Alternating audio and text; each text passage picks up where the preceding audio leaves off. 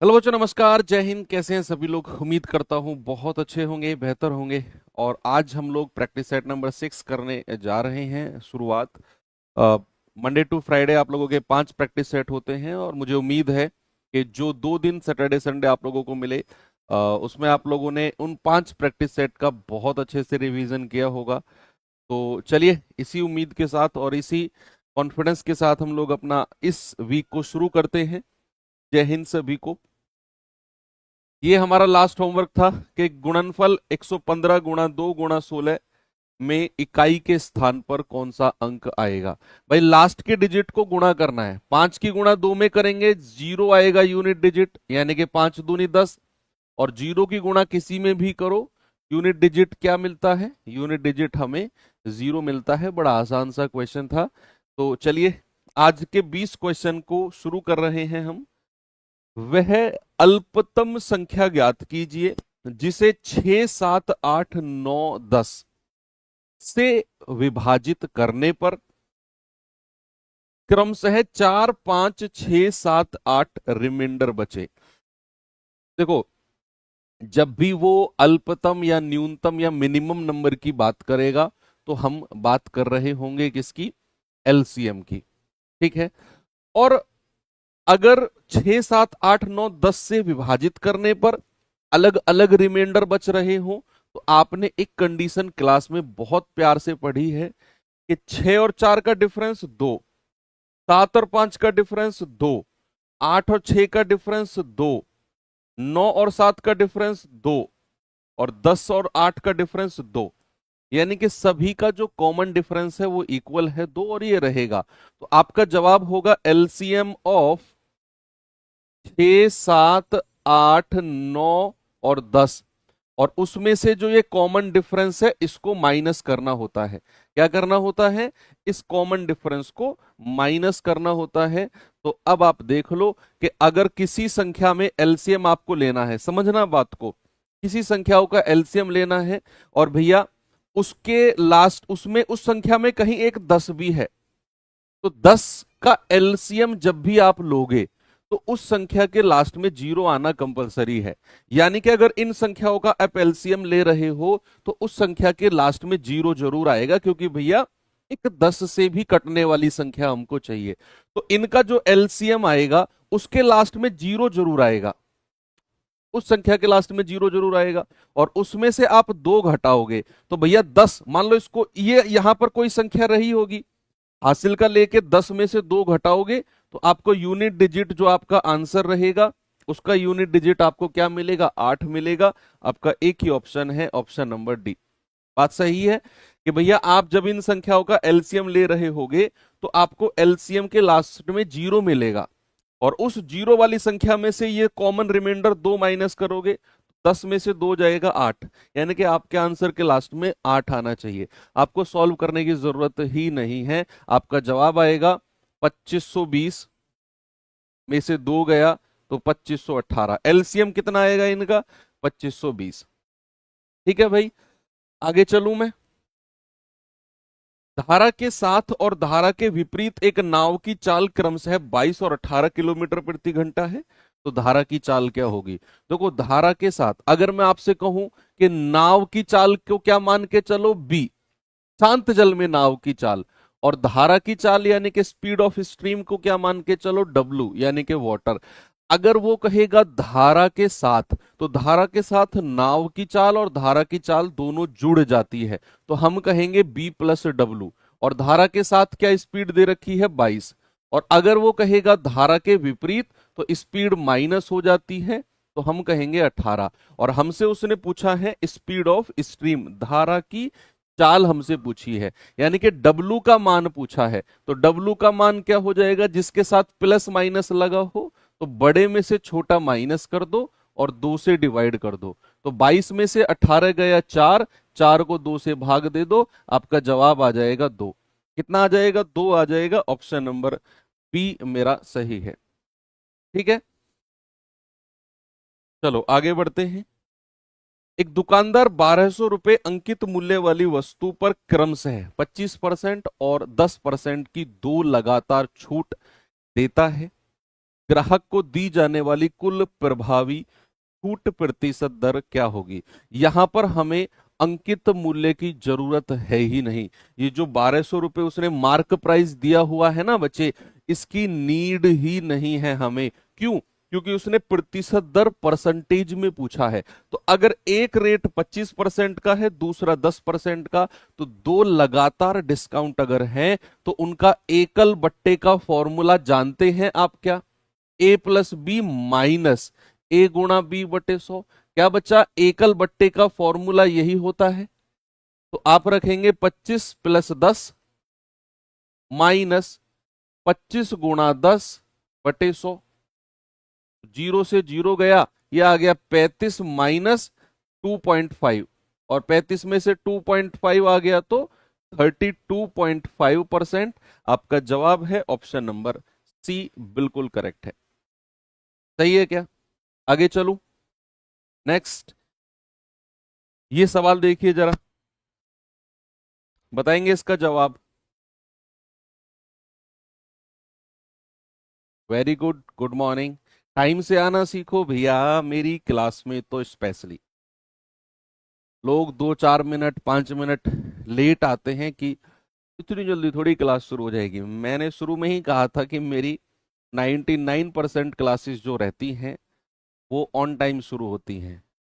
यानी कि अगर 9 बजे की क्लास है तो 9:00 पर हम लोग लाइव हो जाएंगे।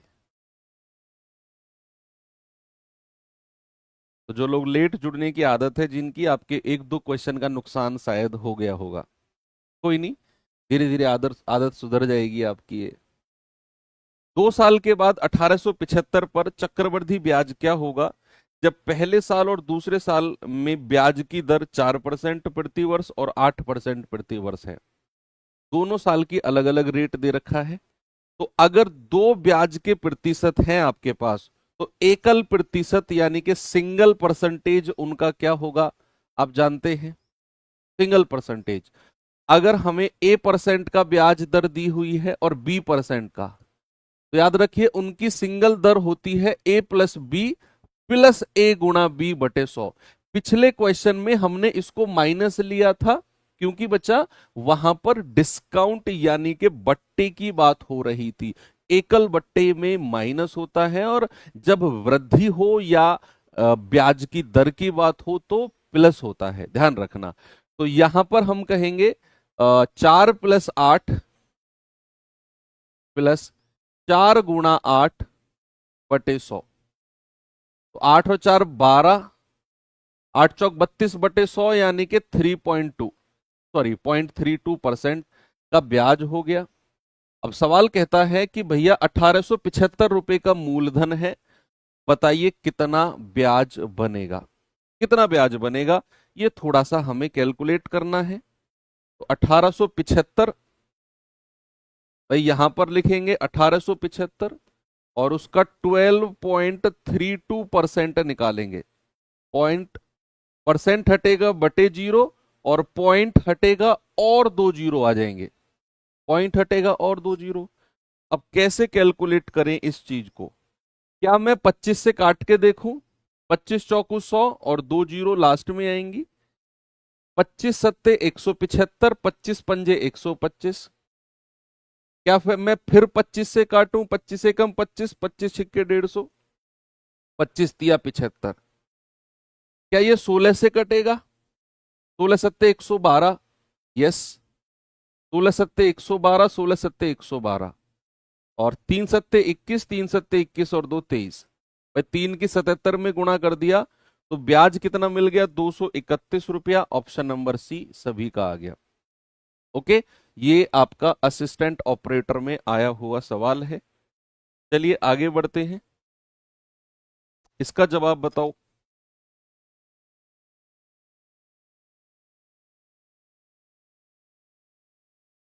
कह रहा है, दो उम्मीदवारों के बीच एक चुनाव में उम्मीदवार को कुल वैध मतों का 65% मिला। कुल वैध मतों का। अब आगे उसने बोला कि 20% वोट अवैध थे, इनवैलिड थे। तो बताइए, नहीं कह रहा है यदि कुल मतों की संख्या 7500 है तो दूसरे वाले उम्मीदवार को वैध मतों का कितना मिला? मेरे हिसाब से ऑप्शन नंबर डी आना चाहिए। पता नहीं क्यों, लेकिन मुझे ऐसा फील हो रहा है कि ऑप्शन डी ही सही होगा। आप कैलकुलेट करिए, मैंने तो तुक्का मारा है। कैलकुलेट करके जवाब बताइए भाई। अब मैंने तुक्का कैसे मारा, समझो, सामने देखो, मेरे तुक्के मारने का स्टाइल भी थोड़ा देखो। उसने हमसे पूछा है दूसरे वाले उम्मीदवार को, ठीक है। पहले वाले उम्मीदवार के कितने दे रखे हैं? 65% मत। तो अगर 65% पहले वाले को मिले हैं तो टोटल तो 100% होता है। दूसरे वाले को 35% मिले होंगे, यानी कि फाइनली हमें 35% की वैल्यू निकालनी है। और जो 35% है, क्या वो 7 से कटता है? 7 पंजू 35। यानी कि मेरा जो भी ऑप्शन 7 से नहीं कटेगा वो जवाब नहीं होगा। 7 से कटने वाला जवाब होगा ऐसा कंपलसरी नहीं है, लेकिन जो 7 से नहीं कटेगा वो तो 100% जवाब नहीं होगा। तो ना तो 7 से ये कटा, ना 7 से ये कटा, ना 7 से ये कटा, तीन ऑप्शन हट गए, चौथा अपने आप ठीक हो गया। और वो 7 से कट भी रहा है, 7 या 21। ओके, चलिए फिर भी हम करते हैं कि हमें कुल मत की संख्या कितनी दे रखी है बच्चा? 7500।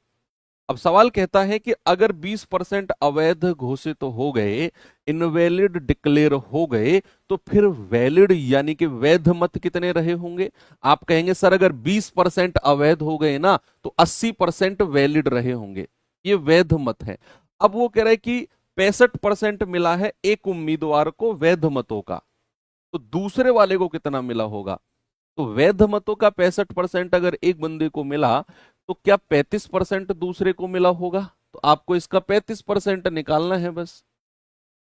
तो 20 चौक 80, 20 पंजे 100, 5 से जाएगा 1500 बार, 2 जीरो से 2 जीरो गया, 15 की गुणा 4 में करेंगे 60, और गुणा 35, और 35 छिक्के कितना होता है? 210, और एक जीरो लास्ट में आ जाएगी।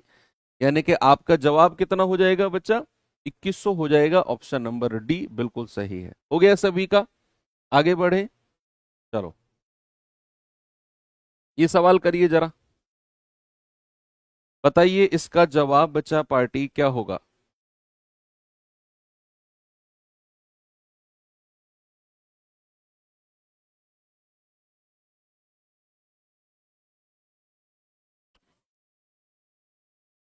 दो पाइप ए और बी टंकी को 10 मिनट 20 मिनट में भर सकते हैं। पाइप सी टंकी को 30 मिनट में खाली कर सकता है। प्रारंभ में तीनों पाइप एक साथ खोले जाते हैं, हालांकि टंकी भरने से 2 मिनट पहले सी को बंद कर दिया जाता है। तो कितने समय में टंकी भर जाएगी?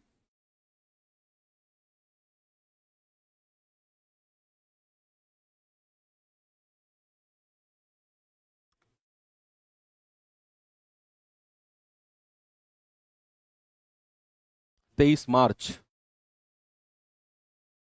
आज शहीद दिवस है, और हम सभी के लिए वो दिन है जिस दिन, मैं कहूंगा कि जितना भी इतिहास मैंने पढ़ा, असली क्रांति शायद उसी दिन छिड़ी थी। क्रांति तो हालांकि बहुत दिन से चलती आ रही थी, लेकिन चिंगारी थी वो केवल, और वो चिंगारी ने आग पकड़ी थी शायद आज के दिन। और ये बलिदान बहुत सारे वीरों ने दिया हमारे देश के लिए।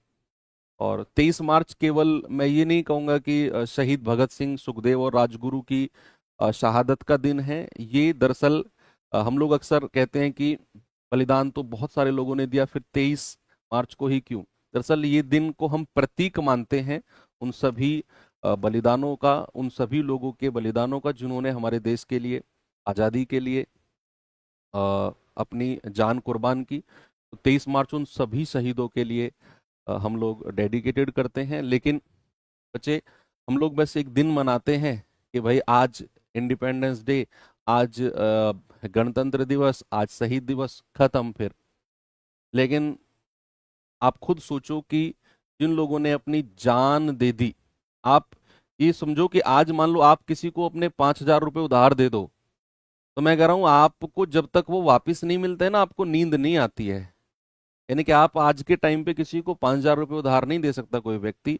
उन्होंने अपनी जान दे दी यार, और एक ऐसे काम के लिए जो केवल उनका पर्सनल नहीं था। पर्सनल तो किसी का भी नहीं था भैया, लेकिन फिर भी उन्होंने दी। और उनको ये भी पता था कि हम चले जाएंगे तो हम आज़ादी को एंजॉय थोड़ी कर पाएंगे, लेकिन हम लाखों लोग, करोड़ों लोगों की जो आज़ादी है शायद उसकी एक उम्मीद जगा कर जाएंगे। लेकिन आज के टाइम पे जो चल रहा है, शायद मुझे लगता है कि अगर ऊपर से वो लोग देखते होंगे ना, तो वो लोग पूछते होंगे कि शायद हम भी अपनी पूरी लाइफ जी के जाते यार, क्या ही फर्क पड़ रहा है। अंग्रेजों के गुलामी में हजारों करोड़ों लोग जी कर चले गए, बढ़िया लाइफ जी के गए, हम भी जी के चले जाते। इन लोगों के लिए आज़ादी ली हम लोगों ने। जो लोग आपस में ही लड़ रहे हैं और छोटी छोटी बातों पर एक दूसरे का मर्डर कर रहे हैं। छोटी छोटी बच्चियां 4 साल, 5 साल, 6 साल, 10 साल सेफ नहीं है। आए दिन अखबार में खबर आ रही है कि उनके रेप हो रहे हैं। इस आज़ादी के लिए शायद उन्होंने कुर्बानी तो नहीं दी थी, मुझे लगता है ना। तो उनको उनकी शहादत को प्राउड फील अगर हमें कराना है, तो सबसे पहले हमें अपने अंदर सुधार लाना होगा। और ये जो सुधार है, हम लोग कहते हैं कि यार देश सुधर नहीं रहा है, यहाँ ऐसा होता है, वहाँ ऐसा होता है। सबसे पहले ना हमें अपना एनवायरनमेंट और अपने अंदर की चीज़ों को सुधारना है। हम अपने आप को सुधारेंगे तो चीज़ें अपने आप सुधरती चली जाएंगी, है ना। तो आप सभी को बस यही प्रण लेना है, यही प्रॉमिस लेना है। शुभकामनाएं तो मैं नहीं कहूंगा, क्योंकि शुभकामना वाला दिन है नहीं ये। ओके, तो चलिए, दो पाइप ए और बी एक टंकी को क्रम से 10 मिनट और 20 मिनट में भर सकते हैं।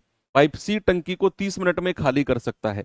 बच्चे, अगर मैं आपसे कहूंगा ए, बी और सी, ए 10 मिनट में भर सकता है, बी 20 मिनट में भर सकता है, और सी खाली करने वाला पाइप है जो कि बच्चे उसे 30 मिनट में खाली कर सकता है। याद रखना, अभी ये खाली करने वाला है। तो जरा एलसीएम बताना मुझे कितना आएगा। 60, तो 30 दूनी 60 माइनस का, क्योंकि खाली करने वाला है, 20 तिया 60 और 10 छिक्के 60। जो पाइप खाली करने वाला होता है उसकी एफिशिएंसी क्या होती है बच्चे, माइनस में होती है। अब सवाल ने बोला कि तीनों पाइपों को एक साथ खोला गया, लेकिन टंकी भरने से 2 मिनट पहले पाइप सी को बंद कर दिया गया। टंकी भरने ही वाली थी कि लास्ट के 2 मिनट में सी को बंद कर दिया गया। तो आप मुझे बताइए, वो लास्ट के 2 मिनट कौन से वो पाइप हैं जो चलते रहे होंगे। आप कहेंगे सर जो लास्ट के 2 मिनट है ना, जो लास्ट के 2 मिनट हैं, सर ये ना केवल और केवल ए और बी चल रहे होंगे, क्योंकि सी को तो बंद कर दिया। तो ए और बी ने कितना काम कर दिया होगा, 6 और 3 9, और 2 मिनट में कितना, 18 यूनिट। यानी कि अगर 60 लीटर की टंकी है ना, तो लास्ट के 2 मिनट में 18 लीटर पानी भर गया होगा, क्योंकि जो खाली करने वाला पाइप है सी, लास्ट के 2 मिनट में वो बंद था। तो यानी कि टंकी केवल भरी ही गई है लास्ट के 2 मिनट में, तो 18 लीटर पानी भर गया होगा। तो जो रिमेनिंग टैंक है, जो शेष पाइप है, 60 माइनस 18, दैट इज 42। ये तीनों ने मिलके चलाया होगा, यानी कि ये दो भरने वाले, ये खाली करने वाला। तो इस 42 को भरने में इन तीनों का काम हुआ होगा, ए प्लस बी प्लस सी का। तो ए प्लस बी प्लस सी की क्षमता कितनी हो गई, 6 और 3 9 में से 2 गया 7। तो 42 को भरने में कितना समय लगा होगा, 6 मिनट। तो भैया 6 मिनट तो ये, 6 मिनट तो ये, लेकिन आपका जवाब 6 मिनट नहीं है। जो लोग 6 मिनट जवाब दे रहे हैं प्यारे भाई, आप गलत हैं। आप देखो सवाल ने बोला क्या है। सवाल ने बोला है कितने समय में टंकी भरी गई है। 6 मिनट में तो ये 42 यूनिट भरा गया। आप समझते क्यों नहीं हो, 6 मिनट में तो ये 42 पार्ट भरा गया है, और 2 मिनट में ये 18 वाला पार्ट भरा गया। तो 42 और 18 50, 60 पूरा भर गया टैंक। और समय कितना, 6 मिनट, और ये 2 मिनट। आपका जवाब होगा 6 + 2, यानी कि टंकी को भरने में 8 मिनट लगे हैं। बहुत सारे बच्चे ये गलती करते हैं, आपको सवाल को थोड़ा सा ढंग से पढ़ना है। चले आगे, चलो। एक रेलगाड़ी, एक लंबाई 330 मीटर है। रेलगाड़ी की लंबाई वह 72 किलोमीटर प्रति घंटे की चाल से चल रही है। तो 710 मीटर लंबे प्लेटफॉर्म को पार करने में उसे कितना समय लगेगा। डीएसटी का रूल, डीएसटी का rule, distance equal to speed into time, distance equal to speed into time लगाओ। कोई भी ट्रेन किसी प्लेटफॉर्म को, किसी पुल को, किसी सुरंग को, किसी दूसरी ट्रेन को पार करती है तो वह दोनों की लंबाई, अपनी और सामने वाले की लंबाई को मिलाकर पार करती है। और अगर कोई भी ट्रेन किसी खंबे को, किसी माइलस्टोन को, किसी व्यक्ति को, किसी पोल को अगर पार कर रही है तो केवल अपनी खुद की लंबाई को पार करती है। दो मेजर पॉइंट है जो आपको पता होने चाहिए। तो उसने अगर प्लेटफॉर्म को पार किया है तो टोटल लंबाई कितनी चली उसने, अपनी लंबाई, और प्लेटफॉर्म की लंबाई कितनी है मेरे भाई, 710। अब ये मीटर में लिया हमने, याद रखना ये दूरी को मीटर में लिया है, तो फिर चाल भी मीटर पर सेकंड में ही होगी, याद रखना ये बात। तो अब स्पीड किसकी रहेगी, केवल ट्रेन की, और वो भी मीटर पर सेकंड में 5/18 से गुणा कर दो, और समय जो आएगा वो सेकंड में आएगा। अब जल्दी से बताइए काटा पीटी करके, ये आएगा 0, 3 और 1 4, 7 3 10, 1040 हो गया। 18 चौक 72, 5 चौक 20 गुणा टी, तो यहां से टी कितना आ जाएगा, 1040/20, ये जाएगा 2 पंचू 10, 2 दूनी 4, यानी कि 52 सेकंड। ऑप्शन नंबर ए बिल्कुल करेक्ट है, 52 सेकंड। ठीक है, चलिए आइए थोड़ा सा एक हल्का सा छोटा सा मोटा सा एक ग्राफ वाला क्वेश्चन, टेबल वाला क्वेश्चन कर लेते हैं। दी गई तालिका की जांच कीजिए और प्रश्न के उत्तर दीजिए। सवाल कहता है बजट और बजट खर्चे का परसेंटेज अलोकेशन है। एग्रीकल्चर पे 59%, बिजली पे 9%, सड़क पर 9%, डेयरी पर 6% और अदर्स में 17%। टोटल 100% होना चाहिए। 100% खर्चा है जिसको अलग अलग एलोकेट किया गया है। सवाल क्या बोलता है कि कृषि पर खर्चा और डेयरी पर खर्चे का अनुपात। ये स्टेनो एएसआई क्लर्क 2025 का क्वेश्चन है बच्चा। कृषि का परसेंटेज और डेयरी का परसेंटेज का रेशियो ले लो, कितना आसान है, 59 और डेयरी कितना है 6, ये रहा 59 6। 4 वर्ष पहले रवि की आयु काव्या की आयु का 4 गुना थी। 4 साल पहले रवि की आयु काव्या की आयु का 4 गुना थी। अब से 7 साल बाद रवि की आयु काव्या की आयु का 3 गुना होगी, तो उसकी वर्तमान आयु का योग बताइए क्या होगा।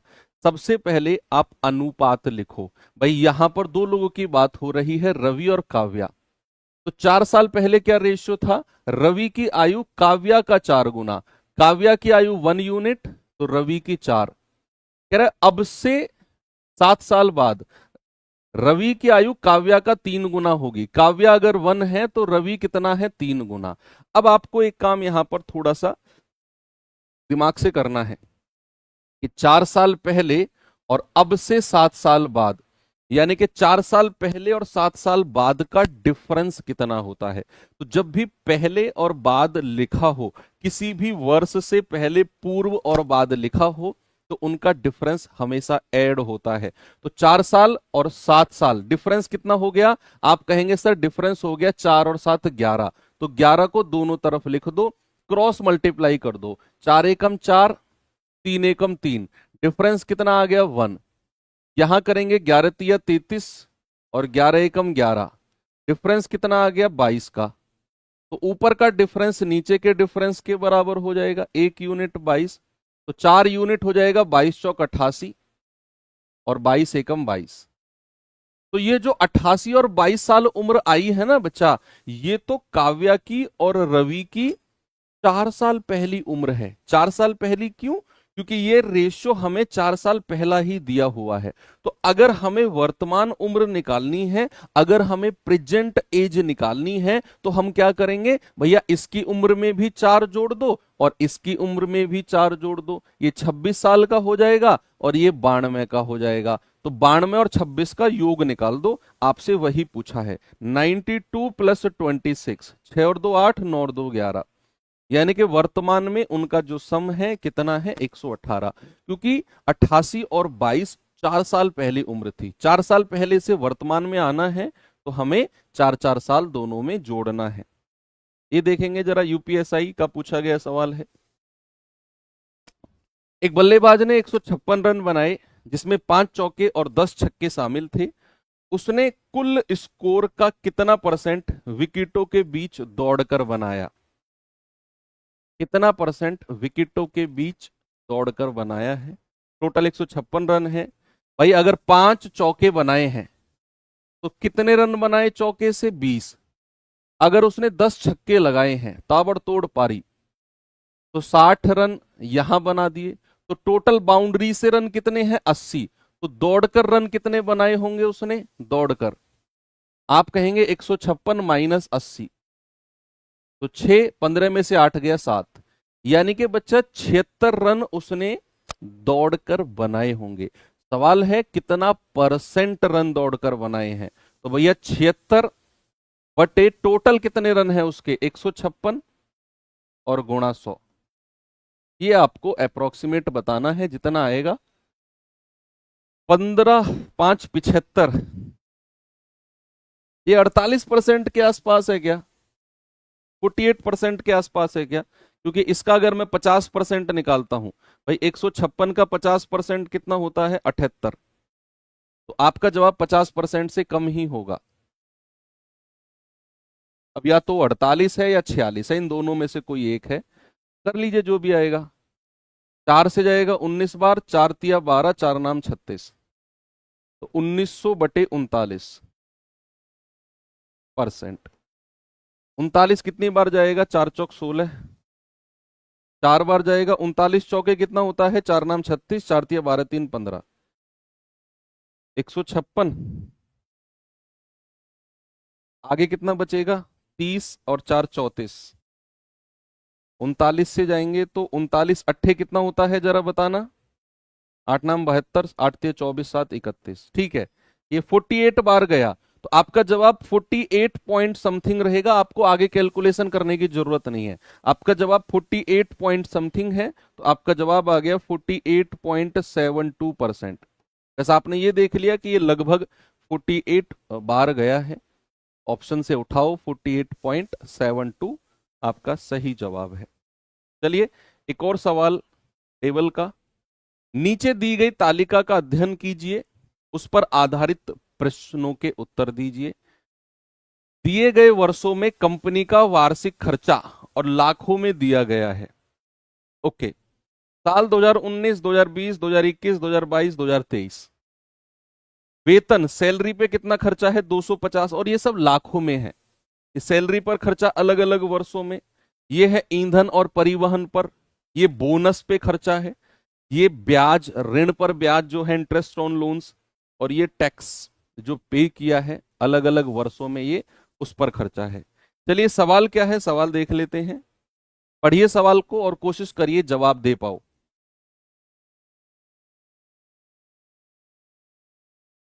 कह रहा है कि सभी वर्षों में कंपनी का कुल खर्चा और उसके कुल ईंधन और कुल कर खर्चा, कुल कर यानी कि टैक्स वाला खर्चा, और ईंधन और परिवहन पर खर्चा के बीच अनुपात।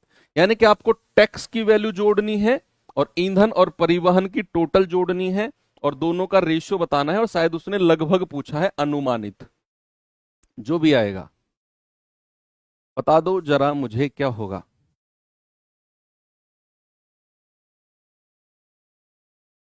भाई यहां पर अगर मैं जोड़ता हूं तो 3 3 6, 6 8 6 14, 14 और 8 कितना होता है? 22, 22 और 8 30, 7 और 1 8, 8 16, 16 और 9 25, 25 और 3 28, 1 और 1 2, 2 और 2 4। क्या ये 480 है? एक बार देख लेना भैया, इसको देखना जरा। 5 2 7 और 1 8, 8 7 15, 15 और 9 24, हासिल का 2, 8 2 10 और 1 11, 11 4 15, 5 20 और 2 22, 1 2 3 4, 4 2 6, ये 624 है। सही जोड़ा है। सवाल कह रहा है कुल टैक्स और ईंधन पर खर्चे का रेशियो। टैक्स कितना है? 480, और ईंधन पर कितना है? 624। ओके, अनुपात ले लो। 12 से कटेगा क्या? 12 चौक 48, 12 पंजे 60, 2 12 दूनी 24, 4 से जाएगा 10 बार, 4 से जाएगा 13 बार। अरे वाह, ये तो सीधा सीधा रेशियो आ गया 10 13 का। ऑप्शन नंबर डी हमारा बिल्कुल ठीक है। ओके, आगे बढ़ूं। नेक्स्ट, एक आयताकार पार्क 60 मीटर लंबा और 40 मीटर चौड़ा है। इसके पक्ष के समांतर भूखंड के बीच में दो रास्ते हैं। पथ की चौड़ाई 4 मीटर है। दो मार्ग एक दूसरे को समकोण पर काटते हैं, तो पथ का क्षेत्रफल बताइए क्या होगा। ये बीचों बीच रास्ते वाला क्वेश्चन है मेरे भाई, कि अगर ये पार्क है तो इसके बीचों बीच रास्ता बनाया गया है कुछ इस तरीके से, इसके बीचों बीच रास्ता बना है ये वाला। और देख लेना थोड़ा सा, है ना, रास्ते की चौड़ाई सेम है, बराबर है, 4 मीटर का रास्ता है।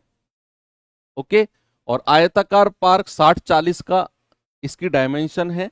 तो रास्ते का क्षेत्रफल पूछा, तो बीचों बीच रास्ते के क्षेत्रफल का फॉर्मूला जानते हैं आप।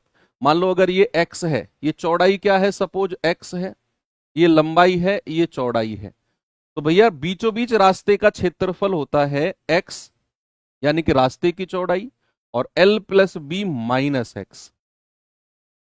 x क्या है, रास्ते की चौड़ाई, l plus B minus X. अगर बाहर की तरफ रास्ता है, कोई बताएगा मुझे उसका क्षेत्रफल क्या होता है, बाहर की तरफ 2x l plus B plus 2x, और अगर अंदर की तरफ रास्ता है तो 2x l plus B minus 2x। ये अंदर की तरफ रास्ता, ये बाहर की तरफ रास्ता, और ये बीचों बीच रास्ता। ठीक है, तीनों फॉर्मूले आपको पता होने चाहिए। यहां x की वैल्यू 4 है, l प्लस बी 60 40 100 और माइनस x, तो 4 गुणा 96, 4 छिंग 24, 4 नाम 36 और 2 38। कितना आ गया बच्चा, 384। आपका सही जवाब है ऑप्शन नंबर बी। ओके, चलिए आगे। नेक्स्ट, ये सवाल बताइए क्या होगा इसका जवाब।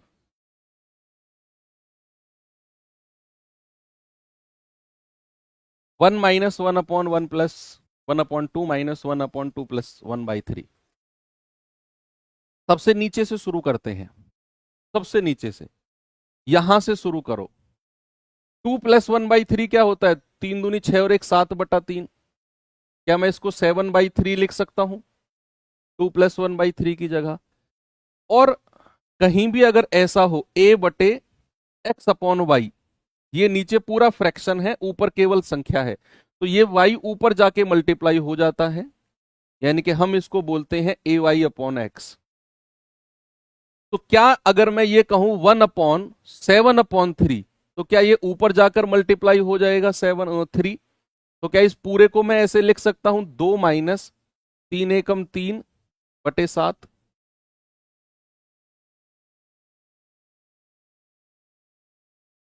2 माइनस 3 बटे 7 लिख सकता हूं क्या।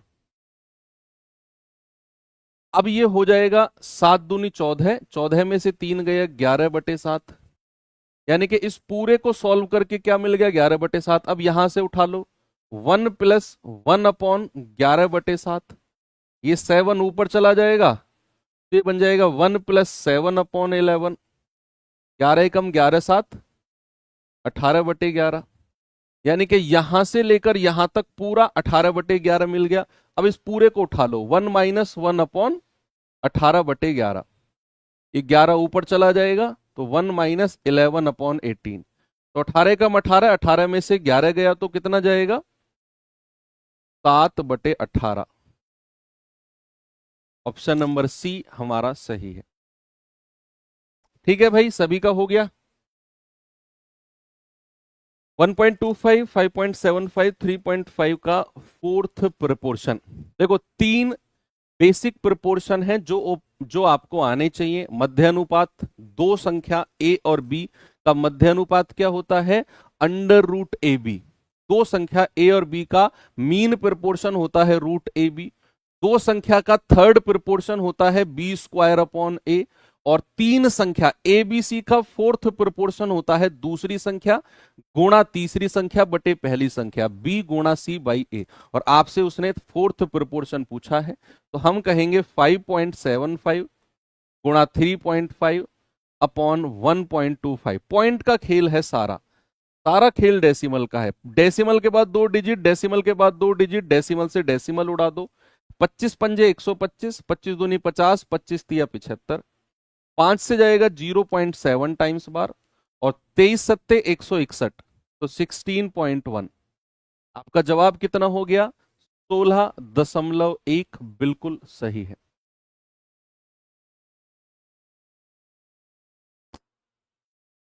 सभी का आ रहा है? सुरेश ने 5% वार्षिक साधारण ब्याज पर एक निश्चित मूलधन निवेश किया। यदि उसे 15 साल के बाद 69,687 रुपए ब्याज के रूप में मिलते और साधारण ब्याज है, तो उसके द्वारा मूलधन कितना निवेश किया गया? साधारण ब्याज में अगर आप ब्याज की दर को समय से गुणा करते हो तो आपको उतने साल का ब्याज मिल जाता है परसेंट में। अगर मैं कहूंगा ब्याज की दर 5% वार्षिक है, 15 साल की बात हो रही है, तो अगर मैं आपसे पूछूं कि 15 साल का ब्याज कितना है परसेंट में, तो क्या आप मुझे बता सकते हो? आप कहेंगे हाँ जी सर, रेट ऑफ इंटरेस्ट 5% है, समय 15 साल है, तो 75% ब्याज मिल गया। ब्याज परसेंट में कितना मिला हमें? 75%। और ये केवल साधारण ब्याज के केस में ही होता है, कंपाउंड यानी कि चक्रवृद्धि में मत कर देना इसे।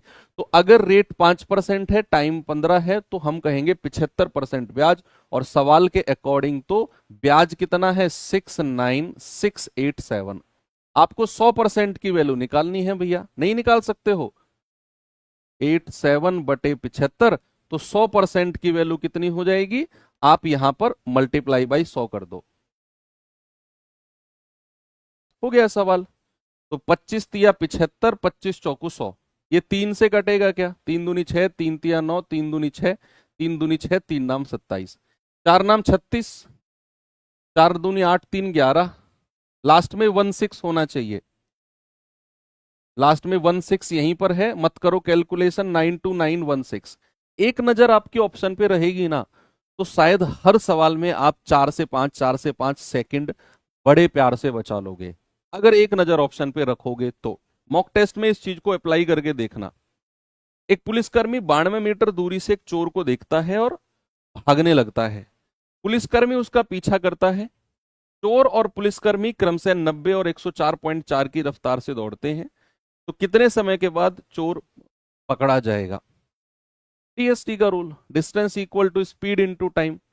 भाई 92 मीटर का गैप है, पुलिस वाला 104.4 की रफ्तार से दौड़ रहा है, चोर 90 की रफ्तार से दौड़ रहा है। ये 92 मीटर है और ये किलोमीटर पर आवर में है, इस बात का भी थोड़ा सा पता होना चाहिए आपको। तो डीएसटी का रूल लगाओ, distance equal to speed into time. दूरी 92 मीटर की है, सेम डायरेक्शन में रिलेटिव स्पीड कम होती है, तो ये जाएगा आपका 14.4 का डिफरेंस आ गया, इसमें से घटाओगे, और मीटर पर सेकंड के लिए 5/18 से गुणा करो, और समय। भाई ये किलोमीटर पर आवर में था ना, और समान दिशा में सापेक्ष गति घटती है, तो घटाई हमने और 5/18 से गुणा कर दिया, पॉइंट हटा बटे 0, 18 अट्ठे 144। ठीक है, ओके। 5 दूनी 10 और 2 चौकू 8, और 4 से जाएगा 23 बार, सब कुछ कट गया, टाइम आ गया 23 सेकेंड। कितना आ गया मेरे भाई? टाइम आ गया 23 सेकेंड का। एक्स और वाई एक बिजनेस 5:7 के रेशियो में शुरू करते हैं। यदि टोटल प्रॉफिट का 8% दान दे दिया गया तो एक्स को 1150 रुपए मिले, तो बताइए कुल लाभ कितना होगा? पार्टनरशिप आपने पढ़ा, आप मुझे बताइए, अगर मैं 8% डोनेट कर देता हूं, 8% अगर मैंने दान कर दिया कुल प्रॉफिट का, तो उनके बीच में बटेगा कितना परसेंट? क्या 92% बटेगा? 2 लोग 3 लोग जितने भी रहे होंगे, अगर 8% डोनेट कर दिया तो क्या उनके बीच 92% बटेगा? इस बात को ध्यान रखना। अब कह रहा है कि बटने के बाद एक्स के हिस्से में क्या आया? एक्स के हिस्से में 1150 रुपए आए हैं। तो 5 यूनिट की वैल्यू 1150, 1 यूनिट की वैल्यू कितनी आ गई? 230। तो टोटल प्रॉफिट कितना है? 5 और 7 12। टोटल प्रॉफिट बताइए, टोटल। आप कहेंगे सर 5 इसका 7 इसका टोटल आ गया 7 + 5 12। तो 1 यूनिट 230, तो टोटल प्रॉफिट कितना हो गया? 2760 रुपए। क्या मेरा जवाब 2760 रुपए सही है? नहीं, ये 2760 तो वो रुपए है जो इनके बीच में बटा है टोटल, और हम कहेंगे इनके बीच में तो 92% बटा है कुल लाभ का। आप कह रहे हो सर ये अनुपात तो निवेश का है। Very good. 5 5 और 7 ये निवेश का रेशियो है। बच्चे अगर इनका समय बराबर होता है ना, तो जो रेशियो निवेश का होता है वही रेशियो लाभ का भी हो जाता है। समय बराबर यानी कि दो लोगों ने साथ में बिजनेस शुरू किया और कोई भी व्यक्ति बीच में छोड़कर भागा नहीं है। यहां पर कहीं सवाल में क्या मेंशन है कि एक्स इतने महीने बाद चला गया या वाई इतने महीने बाद जुड़ा? नहीं, सिंपल बोला एक्स और वाई ने इस रेशियो में बिजनेस शुरू किया और फिर कुल लाभ इतना। तो जो रेशियो निवेश का होगा वही रेशियो प्रॉफिट का होगा। शायद आपने ये पढ़ा नहीं है, या तो आपने ये पढ़ा नहीं या फिर आपने ये मुझसे नहीं पढ़ा, दोनों में से कोई एक बात हो सकती है। क्योंकि मैं जब भी पढ़ाता हूं तो ये स्पेशल केस जरूर कराता हूं कि जो रेशियो निवेश का वो रेशियो प्रॉफिट का। तो भैया ये 2760 तो वो रुपए हैं जो इनके बीच में बटे हैं, डिस्ट्रीब्यूट हुए, और डिस्ट्रीब्यूट तो 92% हुआ। तो क्या मैं ये बोल सकता हूं कि 92% की वैल्यू 2760 है? तो 1% की वैल्यू कितनी हो जाएगी? 2760 बटे 92। तो 100% की वैल्यू चाहिए आपको, गुणा 100 कर दो। तो 23 चौकू 92, 23 एकम 23, 23 दूनी 46, 4 से जाएगा 30 बार, और 30 की 100 में गुणा करेंगे तो 100% कितना आ जाएगा बच्चा? 3000। यानी कि उनके बीच में 3000 रुपए बटेंगे।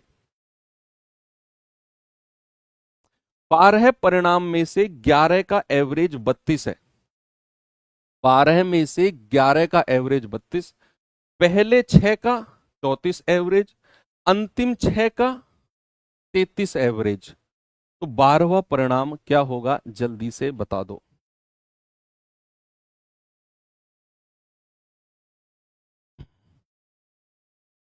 भाई 11 का एवरेज कितना है? 32। तो जहां भी एवरेज और संख्या दे रखी हो मल्टीप्लाई करके योग निकाल दो। 11 दूनी 22, 11 तिया 33 और 2 35। यानी कि 11 का सम कितना आ गया? 352। अब कह रहा है इन्हीं 12 में से 11 का तो एवरेज उतना, तो 11 का सम निकाल दिया। अब इन्हीं 12 में से पहले 6 का एवरेज 34, तो पहले 6 का योग 204, अंतिम 6 का एवरेज 33, तो अंतिम 6 का योग 218, नहीं 198, सॉरी, 6 18, 6 18 और 1 19। तो टोटल 12 का योग कितना आ गया? भाई 6 और 6 12 का सम अगर मैं आपसे पूछूं तो आप कहेंगे सर 8 4 12, 9 और 1 10, 2 और 1 3 और 1 4। 12 का सम आ गया 402, 11 का सम है 352। आपसे कह रहा है 12वां परिणाम क्या होगा? तो हम कहेंगे 402 में से 352 बड़े प्यार से माइनस कर दो। आपका जवाब कितना आ जाएगा? 50 आ जाएगा। कितना आ जाएगा मेरे भाई? 50 आ जाएगा। और ये भी असिस्टेंट ऑपरेटर में पूछा गया सवाल है। क्या सभी ने इसे बड़े प्यार से किया? एक्स और वाई 12-18 दिन में काम कर सकते हैं। उन्होंने काम करना शुरू किया, लेकिन 4 दिन के बाद वाई ने काम करना छोड़ दिया। एक्स ने अकेले शेष काम पूरा किया। तो पूरा काम कितने दिन में पूरा हुआ? यहां पर कम से कम 20 से 30% बच्चे गलत जवाब देंगे। वो शेष काम को करने का समय निकालेंगे, लेकिन हमसे पूछा है कंप्लीट वर्क। तो ध्यान रखना आपने लास्ट में क्या करना है। ये एक्स, ये वाई, ये 12, ये 18, एलसीएम आ गया 36। 12 तिया 36, 18 दूनी 36। सवाल कहता है एक साथ काम शुरू किया और 4 दिन बाद वाई ने छोड़ा, तो क्या 4 दिन तक तो दोनों ने साथ में काम किया होगा? तो 3 और 2 5, 1 दिन का काम, 4 दिन का हो जाएगा 20। तो 4 दिन में उन्होंने 20 यूनिट काम कर दिया। तो रिमेनिंग वर्क कितना है? शेष 36 में से 20 माइनस कर दो, रिमेनिंग वर्क है सर 16। और ये रिमेनिंग वर्क किसने किया होगा? अगर वाई काम छोड़ गया तो एक्स करेगा उसे 16/3 में। ये आ गया शेष काम करने का समय। लेकिन हमसे टोटल टाइम पूछा है, तो हम कहेंगे 16/3 तो ये, और 4 दिन जो दोनों ने साथ में काम किया, 4×3 = 12, 16 28/3। क्या मेरे भाई? 28/3। ऑप्शन नंबर डी मेरा बिल्कुल सही है। आगे बढ़ूं, चलिए लास्ट क्वेश्चन। प्रथम 24 प्राकृतिक संख्याओं का योगफल। प्रथम n प्राकृतिक संख्याओं का योगफल क्या होता है? n into n+1/2। ये होता है प्रथम n प्राकृतिक संख्याओं का योगफल।